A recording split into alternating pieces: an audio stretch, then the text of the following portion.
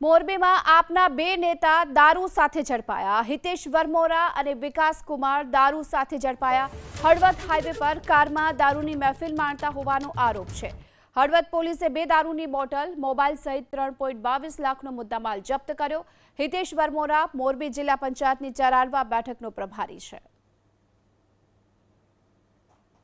હળવદના highway road ઉપર patrolling દરમિયાન એક કારમાં આમ આદમી પાર્ટીના બે નેતાઓ દારૂની મહેફિલ મારતા મળી આવ્યા હતા, જેમના નામ છે વિકાસ કુમાર, વિજય કુમાર, જેઓ દિલ્હીના રહેવાસી છે, અને સાથે હિતેશ મનસુખભાઈ વરમોરા, જે હળવદના રહેવાસી છે।